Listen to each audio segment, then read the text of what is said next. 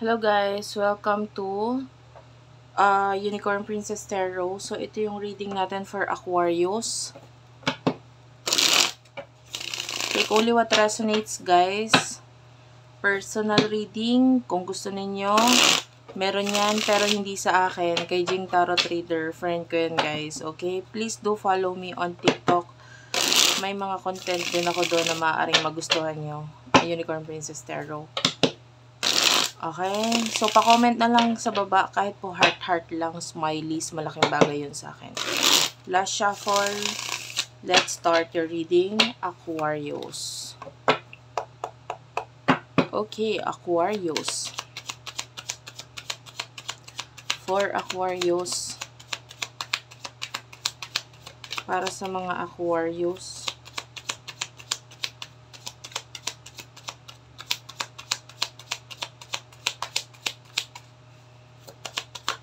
Okay.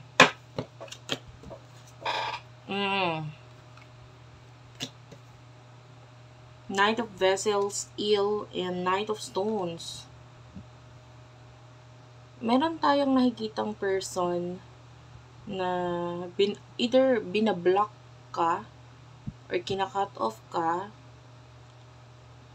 or may blockage sa inyo, may nakaharang sa inyo. Pero ayaw niya kasing masaktan ka or ayaw kanyang masaktan. I feel like this is a soulmate or a twin flame connection with the moon and water. Pero actually gusto niya ng reunion eh. And reunion or reconciliation. Pero ayaw kanyang masaktan.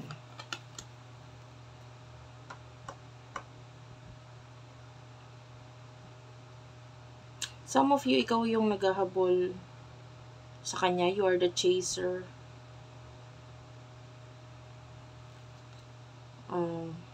Or yung iba sa inyo, pwedeng hindi naman chaser, pero parang ganun na rin. Kasi ikaw yung nag-e-expect, ikaw yung gumagawa ng paraan para magkaroon ng something.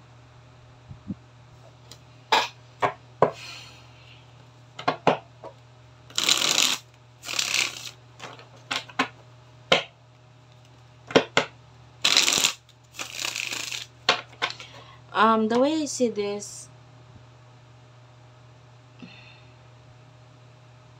hindi nag-o-open up or hindi nagpapakita ng emotion itong taong ito sa'yo.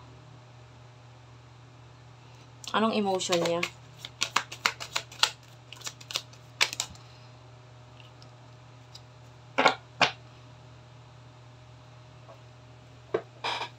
Endurance is here with the 5 of stones. So, talagang pigil na pigil tong person na to. Pero, nararamdaman mo yun eh. With the moon and water, pwedeng nagpakita na ito sa panaginip mo. So, maybe some of you, pwedeng minsan nang lumabas sa buhay, sa panaginip mo, na itong taong ito ay nagsalita ng emotion niya tungkol sa'yo, kung anong talaga nararamdaman niya. And, some of you, yun yung pinangahawakan mo. Okay? And you do have here the 4 of arrows. Yan. Itong person na ito is not making any movement, pero hindi ibig sabihin nun baliwala ka sa kanya. Importante ka sa kanya. And I feel like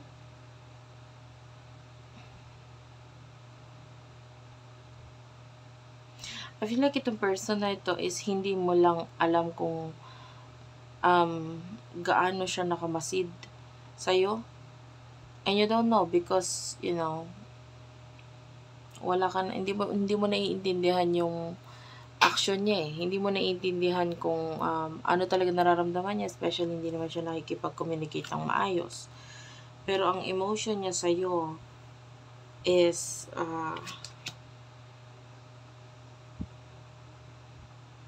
you are someone na parang importante sa kanya. The 5 of stones, I can see the fire energy here. So, there's a lot of passion from this person. At ikaw lang yung nagbibigay ng kasiyahan or liwanag sa kanya. Pagdating sa love, of course. Pagdating sa love.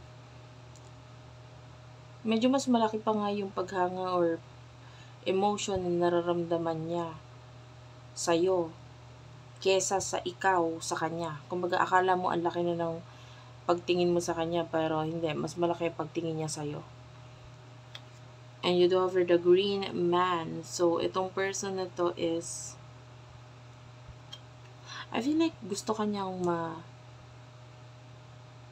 matikman, like sexually. So, might be yung iba wala pang nangyayaring ganon sa inyo. Or if ever meron, gusto niya maulit. The page of arrows is here. So, this person is really attracted sa'yo. Especially if you are someone with black hair. And, like, pwedeng maraming napuputian sa'yo. So, especially if that is you. Yung ganun yung itsura mo. You have black hair and you are maputi. And, hindi lang basta maputi, maraming nakakapansin na ikaw ay maputi. Okay? And, okay lang kahit hindi. That part is not for everyone. But, kung sino lang makaka-relate. And, so, talagang kaya kanya napapansin.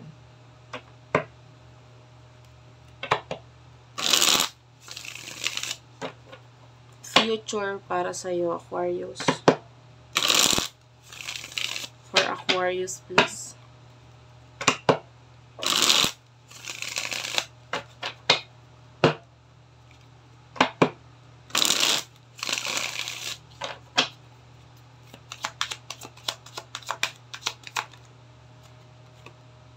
Page of Bows is here. Okay.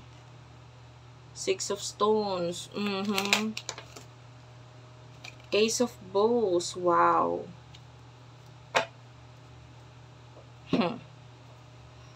I can see this person pwedeng mag-message or makipag-communicate siya sa'yo in the near future, and there's going to be a new beginning sa inyong dalawa. This person is dalawa lang eh. Either may i-offer siya sa'yo or may hihingiin siya sa'yo, like maybe some kind of help, hingi ng tulong, etc.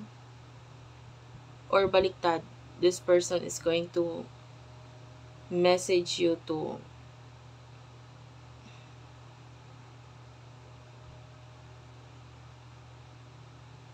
give you something, offer you something.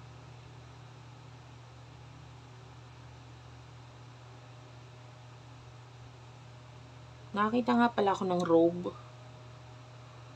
Or, anong tawag dito? Alam mo yung mga suot ng mga taga-Saudi?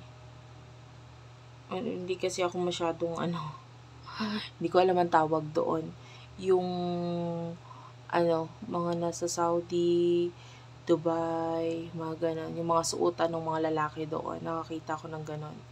So, this could be your reading. I don't know. Maybe nandun ka sa ganong klaseng country. Or, your person. Or, maybe yun yung lahi ng person mo. I don't know. This could be your reading. But anyway, okay lang kahit hindi.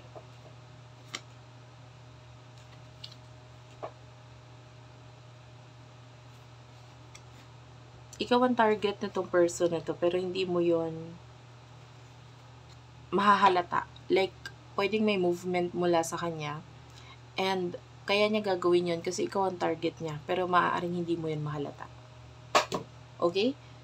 So, that's it for now. Thank you for watching. I love you all, and bye-bye.